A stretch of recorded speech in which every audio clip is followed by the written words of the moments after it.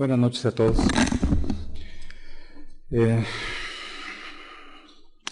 La invitación que más hubo para estar aquí con ustedes, que sirva de pretexto para saludar a los amigos que hace tiempo que no había visto, y compartir con ustedes algo de experiencia. Recuerdo que hace algunos años escuchaban una conferencia del doctor Kumate, en donde él mencionaba que en la medida que uno tiene más edad, se interesa más uno en la historia. Y ahora hago la reflexión que lo que sucede es que uno forma parte de esa historia. Entonces, ya tanto tiempo en el planeta, como que ya uno empieza a formar parte del inventario, cuando menos en el terreno de la profesión a la que uno se ha dedicado. Lo que voy a compartir con ustedes de ninguna forma es algo novedoso, porque el conocimiento que voy a compartir es algo que todo el mundo tiene. Solamente que creo que en todo caso lo novedoso pudiera ser la manera en que lo voy a presentar y la propuesta que implícitamente hago. A propósito de la integración de la clínica de laboratorio, cuando recién terminaba mi formación como médico, un compañero me decía del hospital de infectología, dice, ¿puedes integrar la clínica y el laboratorio? Dije, fíjate que no. ¿Cómo de que no? ¿Tú no estás formando como médico? Le digo, sí, nada más que el médico se forma de una manera y el químico de otra. De tal manera que la integración no se da de manera automática. Me parece que la mejor oportunidad para que se dé esa integración justamente a través de la especialización o la especialidad en patología clínica. Solamente que en la práctica, en lo que yo he vivido, y a lo mejor solamente yo lo he vivido y los demás no, el auditorio no lo ha vivido, ¿verdad? Pero yo no veo que suceda en la práctica, Veo una enorme diferencia. La semana pasada estuve en la Sociedad Médica de Radio Metropolitana con 80 médicos, en donde les fui a hablar de la biometría hemática, de la química sanguínea y del examen general de orina. Llama la atención eso, Entonces, cuando estamos hablando de la integración, como que implícitamente sucede, lo que hay que pensar es en la comunicación. Y uno dice, bueno, ¿qué significa eso de comunicarse? Entonces me permití construir esta imagen que tendría como propósito central de la imagen de lograr un diagnóstico nosológico o etiológico, hablando de las enfermedades infecciosas. Aquí partiríamos de lo que será el motivo de la consulta, y aquí hay un trabajo clínico que implícitamente se da, en donde consiste en el interrogatorio y en la exploración para obtener signos y síntomas. Hay un trabajo de epidemiología analítica que sospecho que no se da con la frecuencia que debiera de darse, es en el análisis de los factores predisponentes, que justamente es lo que implícitamente se está intentando en el momento de hacer el interrogatorio, en cuanto a recoger la información de los antecedentes familiares, los antecedentes personales no patológicos y los patológicos, para poderlos ubicar precisamente como factores predisponentes. Porque en el análisis que tenemos que hacer en el discernimiento del diagnóstico diferencial son elementos que son importantes para poder lograr una conclusión aceptable. Aquí puse esta imagen como un pretexto en donde podríamos decir, este es un caso clásico, claro, de una faringoamigdalitis estreptocócica. Pues sí, quién sabe. Sí. Realmente, desde el punto de vista clínico, son pocas las veces que el médico, practicando la medicina, puede hacer un diagnóstico nosológico e incluso en la parte infectológica, etiológica, con la exploración y con el interrogatorio. Es prácticamente imposible. Siempre existe un margen de error. Luego, entonces, lo que se pueden lograr son diagnósticos sindromáticos. Aquí el diagnóstico sindromático, solamente en lo que se ve en esta imagen, sería una faringitis seguramente aguda, tal vez estreptocócica, pero pudiera ser de otra etiología. Y si exploramos más al paciente, a lo mejor no nos quedamos solamente en la posibilidad del síndrome de una faringitis aguda, sino que habría que ampliarlo hacia otras posibilidades. De manera lógica, en esta secuencia que estoy expresando, después del diagnóstico sindromático habría que plantearse el diagnóstico diferencial. Y en el diagnóstico diferencial se consideran todas las posibilidades nosológicas en cuanto a la posibilidad del paciente que en lo particular tenemos, y podemos hacer el discernimiento en función de los factores predisponentes que estamos poniendo en juego para poder irnos aproximando desde ese punto de vista a la mayor probabilidad, a menor probabilidad de la entidad nosológica. De este razonamiento es que surge, entonces, de manera pertinente, las indicaciones de estudio de laboratorio, y por lo tanto se esperaría que los resultados que se obtengan puedan ser interpretados igual con la misma pertinencia. Que precisamente aquí está un punto vulnerable en esa relación de integración clínica-laboratorio. Les comento a mis alumnos, ahora se les comparto esa anécdota, de que cuando uno está estudiando medicina, uno se cuelga el estetoscopio desde muy temprana edad, porque el estetoscopio está simbolizando que uno va a ser médico. Es más, ya no quiere parecer médico, y uno vive con el estetoscopio colgado. Y ese instrumento, cuando yo les pregunto a mis alumnos cuáles son los decibeles y los tonos que se pueden detectar con la parte de la membrana o la campana del estetoscopio, generalmente esa es una información que se ignora. La pregunta es, si se ignora este tipo de características que debemos de conocer del estetoscopio, pues con mayor lógica se va a ignorar cuál es la sensibilidad, la especificidad, tanto analítica como clínica, de un citómetro de flujo, ¿verdad? De un aparato que hace determinaciones por impedancia, o que lo hace por John, pues no entienden esa parte. ¿Sí? Y es comprensible, porque su formación es de una manera distinta. Luego, entonces, para la pertinencia de la indicación de los estudios de laboratorio, tiene que haber un sustento en el principio clínico y metodológico con el que se va a explorar al paciente. Que yo diría que esa es la parte más suave, la más difícil, la más complicada, es cuando se tienen los resultados. Porque así como tenemos que hacer la semiología de los ruidos cardíacos o del murmullo vesicular del tórax, también tendríamos que hacer semiología de la glucosa, de la fórmula roja, de la fórmula blanca, y hacer semiología de esa parte implica conocer esa parte de la medicina. De hecho, yo visualizo a la medicina de laboratorio, patología clínica, como la medicina interna desde ese punto de vista, pero es una medicina interna, en donde la exploración es a través de las metodologías con las que trabajamos todos los días. Una vez que se obtienen los resultados, se esperaría que estuviéramos ahora sí en condiciones de poder aterrizar en el diagnóstico nosológico y etiológico. Bien. Ese es el esquema así general. Ahora lo que me ha permitido es hacer el planteamiento siguiente. Me propuse compartir con ustedes 4 ejemplos solamente para poderme facilitar la expresión de esta propuesta. Motivo de la consulta e indicación. Lo hago muy simple, pero la idea es que quede el modelo. Estoy seguro que ustedes lo pueden superar y lo pueden hacer mucho mejor que yo. Motivo de la consulta, dolor faríngeo. Motivo de la consulta. ¿Qué es lo que se indicaría? En posibilidad que con mucha frecuencia sucede, cultivo exudado faríngeo. ¿Cuáles son los síndromes que estarían implicados? Faringitis aguda, rinofaringitis, sinusitis aguda o sinusitis crónica agudizada, rinitis y un síndrome mononucleósico. ¿Cuál sería el diagnóstico diferencial? Lo simplifiqué. O sea, es mucho más amplio, pero lo simplifiqué. Si pensáramos una faringitis aguda, pues podría ser estreptopósica, podría ser viral. Si es una rinitis, podría ser alérgica a una hiperreactividad. Si es un síndrome mononucleósico, podría ser una infección por Epstein-Barr, por toxoplasma en la fase aguda, un síndrome retroviral agudo por infecciones por citomegalovirus.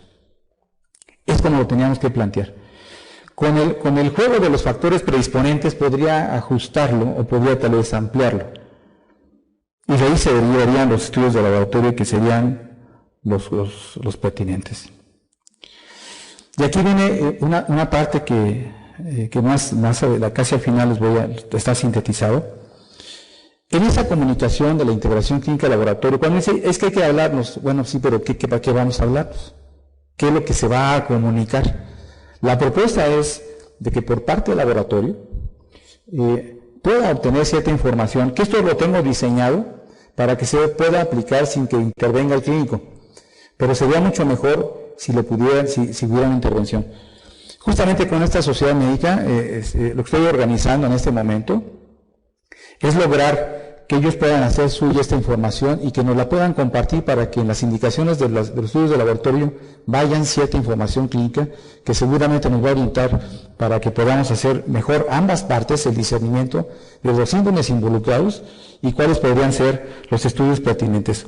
Porque muchas de las veces, yo creo que es algo que nosotros hemos vivido N veces, el resultado es negativo, está dentro de valores normales, entonces hay una decepción como implícita, porque uno puede pensar que los estudios se indican no para descartar, sino para confirmar, pero al revés, pareciera en la práctica, parece más bien que descarte, no confirma. Entonces, creo que podría ayudar el que hubiera esta comunidad. Ya me gustaría, Hugo, en otro momento, cuando ya tenga el resultado de ese trabajo con estos médicos, poderlo presentar con ustedes, es muy interesante. Quiero comentar lo siguiente que me permite también hacer esto. Yo veo pacientes, yo soy un médico en ejercicio, de tal manera que entiendo perfectamente cuál es el problema que tienen los clínicos cuando se enfrentan al diagnóstico.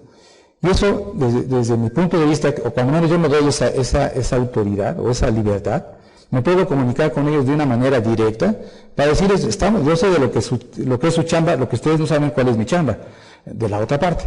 Entonces, y eso es con la intención de que podamos promover esa vinculación. Entonces, por ejemplo, una información general que le pediríamos que tengamos el tiempo de evolución de la enfermedad. Uno ve pacientes hablando del problema de la faringe, que pacientes son crónicos. Luego entonces el cultivo esofaringeo de antemano sabemos que no va a funcionar. Y si son agudos, y si tiene más, por aquí está lo de cuánto va, el tiempo de evolución que tiene, si tiene más de 3 días, hablando del faringeo, resulta que existe una depuración por la respuesta de inmunidad del estreptococo, pensando que fuera un estreptococo, que a partir del 4º o 5º día prácticamente se vuelve imposible recuperar la bacteria. Por lo tanto, lo que esperaríamos es que el faringeo esté negativo. Que obviamente el médico está viendo que clínicamente es compatible con una estreptococce, y al encontrar lo que está negativo, como que ese laboratorio no funciona. Yo me he encontrado con esta situación de que si nosotros informamos el faringeo a las 48 o tal vez 72 horas, dicen, lo que pasa es que lo hicieron muy rápido. Entonces andan pidiendo cultivos de 5 días de incubación, pensando que de esa manera se puede entonces ahora sí recuperar la bacteria. Cuando no es así, simplemente no se va a recuperar porque ya no se encuentra en el lugar. Aquí, ¿qué es lo que procedería en cuanto a la propuesta para ellos? Que además no se conformen solamente con el faringeo, que hagan simultáneamente, cuando menos una biometría hemática para saber cómo está la respuesta, si es una respuesta mieloide o linfoide. Saber si ha tenido fiebre o no, porque eso nos orienta de qué estamos hablando. La toma de antibióticos, que es importante, que yo no sé qué pasa en sus laboratorios, pero cuando llega el paciente y dice, ¿está tomando antibióticos? Sí, bueno, pues que venga después de 3 o 5 días, después de que dejó de tomar antibióticos para que no le estorbe. Pues ya en ese tiempo ya pasó el momento oportuno, ¿no? Si bien es cierto que está estorbando el antibiótico después, ya es menos probable encontrar algo. Primera vez que tiene esta enfermedad, o si lo tiene en los últimos 6 meses, se ha enfermado o no, porque es importante saber si es un padecimiento agudo o si es recurrente. Y poder hacer el discernimiento si la recurrencia es por recidiva o por recaída. Nos orienta muchísimo. Por supuesto que también pues, el sexo, ¿verdad? Ok. Y ya de manera puntual, a propósito del cultivo esofaringeo, esto lo tengo diseñado para que las personas que están en la toma de muestras, los que son los flebotomistas, en el momento en que estén recolectando la muestra, puedan hacer 5 preguntas sencillas, muy ágiles, y que la puedan cruzar. Y esto se va a ir, posteriormente, como lo mencionaba, en una tarjeta que cuando llega la muestra al laboratorio, tenga yo elementos clínicos para poder trabajar con esto. Pero ¿hay presencia de exudados, sí o no? Es importante eso. ¿Hay amígdalas, sí o no? La rinorrea. A veces hay una enorme confusión entre una rinofaringitis a un cuadro de faringitis. Por eso es importante preguntar si tiene rinorrea, y si es hialina o no, para poder hacer un discernimiento si se trata a lo mejor de fondo un problema de un catarro que está confundiéndose, de un problema en posibilidad alérgico, o tal vez un problema de hiperreactividad. Y si es mucopurulenta, sí o no, porque de esa manera, si es mucopurulenta, vamos, ya está, ahí está el diagnóstico sintomático, se trata de un cuadro de sinusitis. Y que se está orientando como si fuera una faringitis simple. Bien, entonces, regresando a este punto para comentar algo más. A mí me parece que con este ejercicio, ya después, ya que tenga los resultados, me gustaría presentárselos y ver si tuvimos más éxito o no en hacer el diagnóstico, en esa parte. El otro motivo de consulta, el flujo transvaginal. Y la indicación es cultivo de microscopía del suave sérvico vaginal. ¿Cuáles son los síndromes que podríamos ver? Son vaginitis, vaginosis y endocervicitis. Diagnóstico diferencial. Si pensamos en una vaginitis, tiene que ser en posibilidad una cándida, ya sea albicans o especies, tricomonas vaginales. Pudiera ser vaginosis bacteriana, si estuviera la patología exclusivamente en la cavidad vaginal. Y si es una endocervicitis, bueno, pues pueden ser estas posibilidades, Neisseria gonorrea, clamidia, micoplasmas genitales, que puede ser el ureaplasma olítico. Y de aquí se derivaría entonces, de una manera lógica, en base a esto que estoy planteando, cuáles son las metodologías que emplearíamos para poder hacer el discernimiento de la etiología y por lo tanto concluir un diagnóstico nosológico. ¿Qué información? Bueno, la misma que ya había presentado, no la voy a repetir, pero es la misma, sigue siendo igual. Y ya específicamente, bueno, fecha de última regla, si existe flujo transvaginal o no, porque a veces la mujer puede ser que tenga un problema distinto. Yo no sé si es la experiencia de ustedes, pero el ginecólogo ya poco revisa a su paciente, a menos de que haya un embarazo. Que antes, cuando es un problema de transmisión sexual o un flujo, pues le pregunta, pero ya no se asoma a ver. Entonces, la mejor oportunidad que tiene el paciente es cuando está en el laboratorio con nosotros. Entonces, ve si existe flujo, si hay mal olor o no, eso ya nos va orientando. Si existe sangrado o no, si tiene vida sexual activa o no. Tal vez había que preguntar antes de poner el espejo, recolección con el espejo, porque en muchos lados, discúlpenme si abuso de mi experiencia, pero he estado en muchos laboratorios y he visto muchas cosas. A lo mejor resulta que nada más a mí me ha tocado verlo y ustedes no. Es una posibilidad. Pero la verdad es que las muestras que las toman sin espejo, meten el hisopo y a ver qué sale. Y entonces, obviamente, no se puede hacer un discernimiento en si la patología es cervical, si la patología es vaginal. Y por lo tanto, lo que se vaya a procesar esa muestra seguramente no nos va a ser de mucha utilidad. Si existe embarazo, ¿no? Porque es importante, luego, las personas que son, entre comillas, flebotomistas y que hacen de todo, cuando tienen la responsabilidad de que llega una señora embarazada, dicen, ¿le puedo tomar la muestra? No, ¿le voy a aplicar el espejo? No.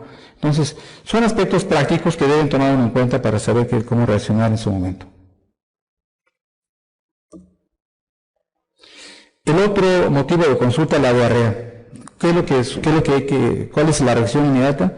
El coprocultivo en cuanto a indicaciones, síndromes, que puede ser un diarreico acuoso, diarreico disenteriforme o disentería. El diagnóstico diferencial, si es diarreico acuoso, puede ser estas posibilidades. Déjenme decirles que no las agoté todas. Vi las que serían tal vez las más frecuentes. Comento lo siguiente. En este momento, en el primer mundo, se puede hacer el diagnóstico etiológico de las diarreas aproximadamente en el 85% de los casos. Porque la batería de pruebas que se pueden hacer es muy amplia. Nosotros, como tercermundistas, tenemos, tal vez haciendo un lado los institutos de salud que se manejan de una manera distinta, pero en el resto de los servicios, pues podemos hacer un diagnóstico tal vez en el 50% de los casos. Pero quedan muchas opciones de etiologías de diarreas que nosotros no exploramos. Si es un síndrome diarreico disenteriforme, o que se expresa en forma de disentería, pues pueden ser estas opciones. Que déjenme decirles de regreso aquí. Todos los virotipos de Escherichia coli, pues no los podemos detectar. Ese juego que tenemos con antisueros realmente son poco útiles. Y los otros de Escherichia coli, que puede ser la enterohemorrágica, la enteroinvasiva, pues tampoco lo estamos haciendo. O sea, se nos escapan. Realmente lo que nosotros podemos hacer en el laboratorio son Salmonella y Shigella. En algunos lados tal vez Campylobacter. Y la entamoeba política, no sé, pero me luce que se sigue intentando hacer el diagnóstico por el método que realmente no permite hacer el diagnóstico, que sería el copo parasitoscópico común y corriente. Bien. Igual, hay que solicitar información general. Y preguntar si tiene moco, si tiene sangre, si tiene exudado y si tiene dolor abdominal, porque esto me permite hacer el discernimiento si son diarreas disenteriformes o acuosas, o si se trata de una disentería. Repito, esto está pensado para que la persona que no es médico, y que tampoco es químico, pero que está en la consulta externa, y que está en el consultorio tomando las muestras, tenga esa facilidad para poder preguntar y poder consignar la información con cierta objetividad. Y hablando de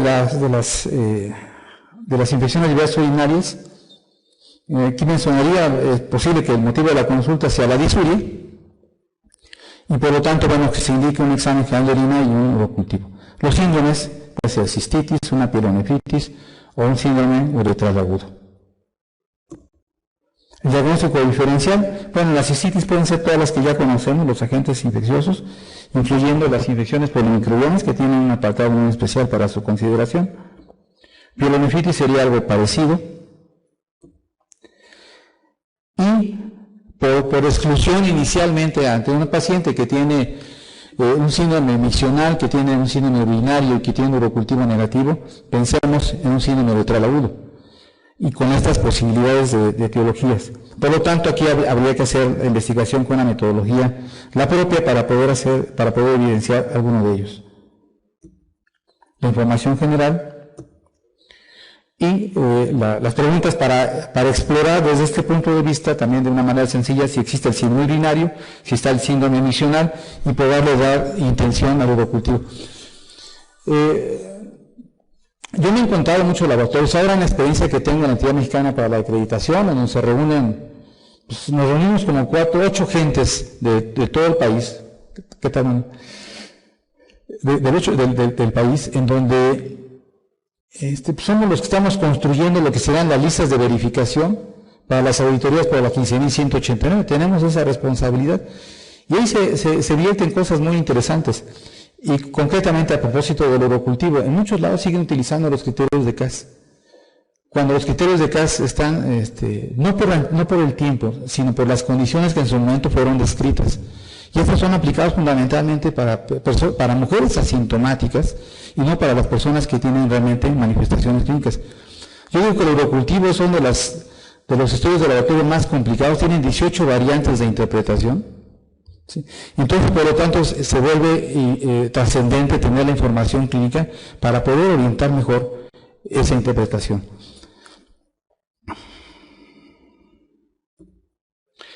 Esta tabla no se ve obviamente, pero déjenme decirles que para mí son de mis hijitos que me gustan mucho.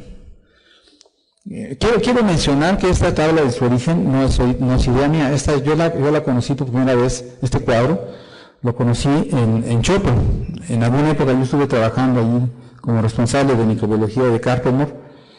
Y vi que trabajaban esta tarjeta. Me parece que la iniciativa, no sé si fue exactamente así, que fue el doctor Pérez Moreno con ayuda de mi tocayo Celso Mosqueira, hicieron una tarjeta interesante, solamente que obviamente sin la formación médica, sin educación clínica, la hicieron bien intencionados, pero me parece que mal orientados, o no debidamente orientados. Lo que yo hice fue actualizar lo que acaba de pasar en transparencia, está aquí metido. De tal manera que aquí la propuesta que yo hago es de que se tenga una tarjeta como esta. A lo mejor ustedes la pueden hacer mucho mejor que yo, obviamente, pero que el flebotomista lo tenga y que pueda ir rápidamente, con mucha agilidad, cuando toma las muestras de los faringes cervicovaginales urocultivos o lo que le llegue, que pueda ir señalando, y esta tarjeta físicamente acompaña la muestra, llega al laboratorio y en la parte del reverso de la tarjeta, ahí se va a hacer las anotaciones de cada una de las muestras.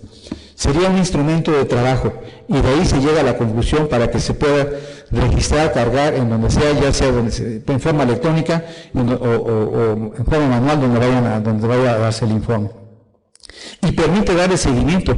Y si quisiera cualquier supervisor, el jefe de laboratorio, el jefe de la sección, hacer una supervisión de lo que ha pasado en forma retrospectiva, con este documento lo podría hacer y podría entonces obtener información que seguramente le sería para ir perfeccionando su metodología. Creo que con eso termino, no tengo otra cosa y sí quedo abierto a sus a sus comentarios, me gustaría poderles escuchar. Lo concluyo con esta parte. Finalmente esa es la idea, llegar al diagnóstico nosológico. No sé desde hace cuántos años yo soy obsesionado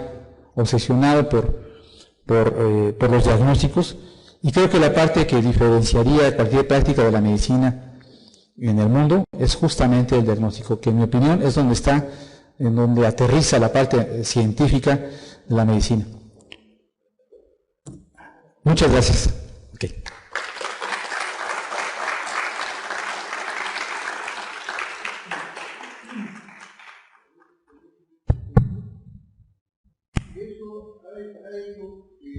Eso ha hecho que la clínica y el laboratorio estén desfasados. Yo agradezco mucho tu esfuerzo para que los podamos unir y entonces los clínicos entiendan cómo es nuestro trabajo y nosotros entendamos cómo es el de ellos, ¿no?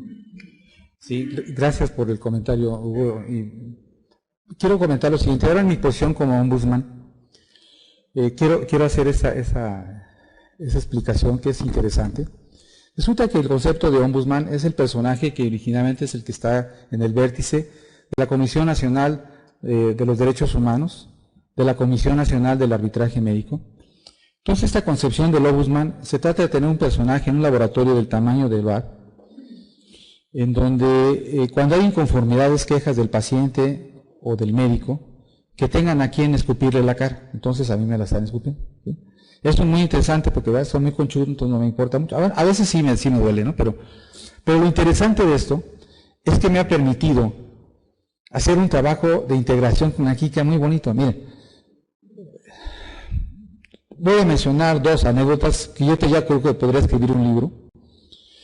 Hay un médico X que tiene una paciente de 40 y tantos años, en donde la química sanguínea de los 28 elementos, que luego no son 28, pero así se llama, resulta que tiene alteradas las enzimas, las transaminasas, las dos, tiene alterada también la deshidrogenasa y alterada la gamma-glutamil transpeptidasa. Entonces dice, no tan altos como que tengan miles de unidades, sino solamente cientos. Es que mi paciente no tiene hepatitis. Ustedes se equivocaron. Dije, pues dígame, ¿cuál fue el motivo de la consulta?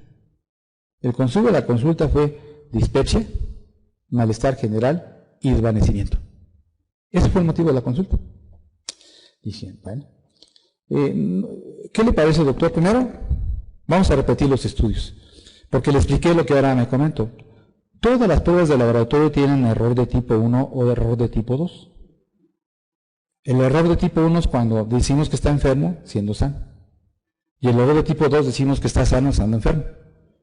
Entonces, tenemos que saber en dónde estamos parados nosotros, y para empezar, si hay anormalidad que está sorprendiendo, vamos a repetir la química y salió casi igual.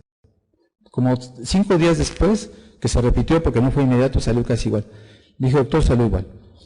¿Esto qué significa? Que su paciente, ¿sí?, seguramente debe tener mencioné la fosfatasa cariño se debe tener un problema de vaciamiento biliar. ¿Qué le parece si le sugerimos que le hagamos un ultrasonido hepático y de vías biliares? Si lo hicimos, salió con esteatosis hepática. Dije, ahí está la razón. Ahora vamos a la otra parte. ¿Cuál es la causa de la esteatosis hepática? ¿Está obesa su paciente? No. ¿Toma alcohol? Tampoco. Así exploramos la posibilidad de una hepatitis C crónica. Vamos haciéndole una carga viral, salió positiva. Eso es la integración, la clínica y el laboratorio. Para mí. ¿Sí? Porque ya no me enfrasqué en que estamos en la Kissimmee 189 y que mi resultado está muy... No, nada. Vamos a platicar de medicina. Partimos de que el trabajo que estamos haciendo es aceptable, es correcto, ¿verdad? Y lo que tenemos pendiente es poder interpretar los resultados, primero del laboratorio en términos de semiología y segundo a su propio paciente. Nomás les comento más para no aburrirles en esta parte. Una paciente de 43 años y le hacen la biometría hemática, como química sanguínea, endolina, pero particularmente la biometría hemática sale la fórmula roja muy alterada, muy loca. con una hemoglobina baja, con un hematocrito muy raro, la concentración de hemoglobina popular rara, realmente como inventada, ¿no? Pareciera que estaba lisándose, como que la muestra hubiera estado lisada. Con una gran agregación de eritrocitos al microscopio. Dijimos, a lo mejor, ¿hubo un error? A lo mejor. Me comunico con la doctora, ¿qué es lo que tiene su paciente? Pues no sé, dice, yo lo que más se queja, le duelen los huesos, pero no le encuentro otra cosa. Dije, bueno, vamos a repetirlo, a lo mejor nos equivocamos, lo repetimos, salió igualitito. ¿Sí? Dije, ¿sabe qué, doctora? Esto se trata de una evidencia, seguramente, de crioglobulinas. ¿Qué le parece si le hacemos otra investigación? Vamos a profundizar en esta investigación.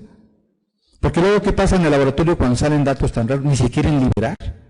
Porque si no está raro, no van a criticar porque es un laboratoriazo. Resulta que no, hay un problema. ¿Qué es lo que al final de cuentas tenía esta mujer? Un mieloma múltiple. ¿Sí? Entonces, yo creo que ese es el trabajo que tiene que hacerse en el laboratorio. Comunicarse, abrir, y los casos polémicos, hay muchos casos que pasan bien. Creo que lo interesante, lo sabroso, cuando hay dificultad, cuando hay conflicto, cuando hay duda. Yo creo que hay que entrarle ahí. Y eso es lo que permite. Ahora, ¿qué sucede? En este momento, como ombudsman, que primero era para recibir quejas, ahora soy consultor y asesor de muchos médicos. Que yo creo que el patólogo debe ser un consultor y un asesor del médico clínico. Es lo que yo creo que tendría que ser. Gracias. ¿Alguna otra pregunta o comentario al doctor? Doctor. Bueno, pues yo quiero felicitar al doctor porque pues, nos ha dado una plática muy ilustrativa y con mucha experiencia. Pero yo creo que el patólogo clínico, de hecho, por lo menos los que ya tenemos unos años en el laboratorio, pues ese es el papel, ¿verdad? El patólogo clínico, integrar el laboratorio con la clínica.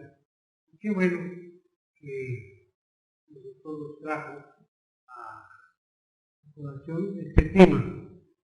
Este último caso de mieloma múltiple, bueno, yo no haría el diagnóstico así tan rápido, ¿no? Vamos a hacer una electroforesis de proteínas o vamos a hacerle una radiografía de huesos, en fin, para ver si hay alguna cosa que apoye el diagnóstico. Pero digo, eso es la clínica aplicada al laboratorio. Qué bueno que nos haga pensar. Lo felicito, doctor. Gracias, doctor. Gracias.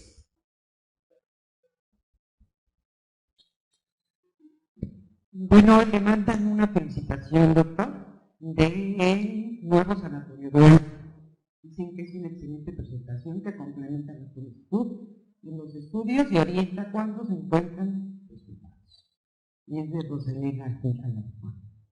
Muchas gracias, gracias. Gracias, doctor Celso, maestro, amigo. Gracias. Qué bueno que nos acompaña aquí la Asociación Mexicana de Patología Clínica. A nombre de la asociación y personalmente agradecemos esta participación como siempre. Y quiero hacer una pregunta que envía Laura Palma del Seguro Social de la Ciudad de México. No sé si le comentaron que se transmiten las sesiones por vía web. Sí, me enteré. Qué emocionante es esto. Entonces, están haciendo preguntas y nos dice, cuando en un exudado vaginal me reportan flora normal y la bacteria fuese una de flora normal, ¿es conveniente que me la reporten si en ocasiones es solo una única bacteria en el crecimiento? Gracias. Se habla de una vivencia auténtica y que es muy frecuente que se presente eso. El organismo humano está colonizado por cientos de especies distintas. Cada una cavidad o superficie tiene N cantidad de patógenos y de flora normal. De tal forma que el trabajo del laboratorio tiene que ser orientado hacia la búsqueda de ciertos patógenos de manera específica. Concretamente en lo que se refiere a la cavidad vaginal, lo que acabo de mencionar son los patógenos que están reconocidos. De tal forma que si nosotros investigáramos a través de los medios de cultivo otro tipo de bacterias, seguramente va a haber alguna, entre comillas, positividad, va a haber desarrollo y nos va a confundir. Porque efectivamente cuando el bacteriólogo trabaja, lo hace con la intención de encontrar algo. Y cuando no encuentra más que lo que encontró, pues le atribuye patogenicidad a eso que encontró, sin que en realidad sea patógeno. De tal forma que si estamos hablando de la cavidad vaginal, lo que tengo que buscar son tricomonas, cándidas y vaginosis bacteriana. Ya no Gardnerella, vaginosis, porque es una infección clásica polimicrobiana en donde el sinergismo es el que se evidencia y no se atribuye la patogenicidad a una sola bacteria. Luego tiene que ser así. ¿Qué es lo que recomendaría para evitar que tengan estos problemas? Orienten su metodología de esta forma. Si utilizan, voy a poner un ejemplo concreto, una placa de gelosa sangre o una placa de McConkey, algo va a desarrollar y van a creer que lo que desarrolló ahí es el patógeno, sin que realmente sea el patógeno. Entonces, no, tiene que ser lo que ya está definido para no confundirse. Sí, gracias. Ok, muchas gracias. No sé si hay alguna otra pregunta de la doctora.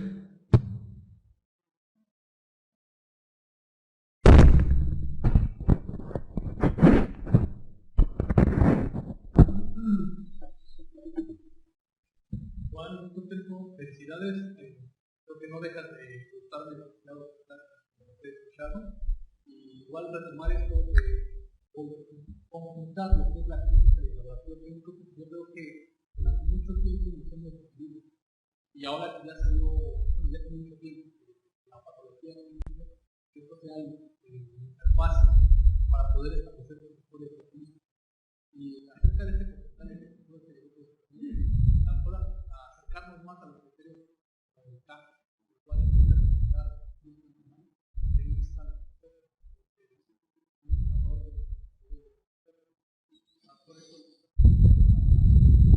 quizás a lo mejor así entablar más diálogo con los médicos para poder sugerir pruebas alternativas. Muchas felicidades. Muy gentil por el comentario, lo tomo muy bien. Quiero sobre ese punto que estás aportando comentar lo siguiente. Efectivamente, como parte de esa comunicación de los resultados de los estudios que se realizan en el laboratorio, me parece a mí, pero además está en las normas, vamos, ni siquiera lo estoy inventando yo, pero sí es parte también de la experiencia. Tengo que precisarle al médico o a los médicos a quienes están dando el servicio qué es lo que vamos a investigar con cada metodología de cada espécimen, para que sepa. Y de esa forma, entonces, que ya no le quede de sorpresa si se encontró o no se encontró lo que se buscó. A lo mejor me veo mal en lo que voy a mencionar, pero la verdad es que cuando uno comenta, uno le pregunta a los compañeros médicos que tienen su formación en la especialidad que ustedes quieran, que qué es lo que se investiga con cada uno de los estudios. Ellos tienen fantasías, piensan que se investigan cosas que no existen, que no hay. Entonces, de ahí la importancia, la conveniencia de precisar qué es lo que se está investigando y qué no se investiga. Porque además deja la puerta entreabierta. Por ejemplo, miren, en el caso de las diarreas, ponemos ejemplo, que investigamos nosotros en los laboratorios, excepto en los institutos, pues se investiga de manera sistemática Salmonella y Shigella. El Campylobacter no lo hacemos porque tiene ciertas, pero si podríamos establecer una relación, decimos, bueno, podemos investigarlo por microscopía, que tiene tal vez sus asegúnes, pues sí, pero podría ayudarnos. ¿Verdad? Cuando una persona tiene un cuadro disentérico por Campylobacter, en donde está eliminando 10 a la 11 de células, en un frote se nota perfectamente, más que usted está entrenado para verlo. Por supuesto que no es ortodoxo, no se está cultivando, pero creo que estamos aportando de una manera. Y algo que se nos olvida también, hay una cantidad de protozoarios que le llaman de los emergentes, que ya no son ni tan emergentes, o sea, ya tienen algunos años, pero para nosotros siguen siendo emergentes, y que se podrían investigar con una técnica sencilla como de Kim-Yu y se resolvería un problema de diagnóstico. Y sí, yo creo que se vale de cuando profesionalmente, de manera ética, estamos haciendo la propuesta, decirle al médico, ¿sabe qué, doctor? No solicitó este estudio, pudiera sugerirnos que lo haga, porque los resultados de este paciente en lo particular nos orientan a esa posibilidad. Totalmente válido. Muchas gracias por el comentario.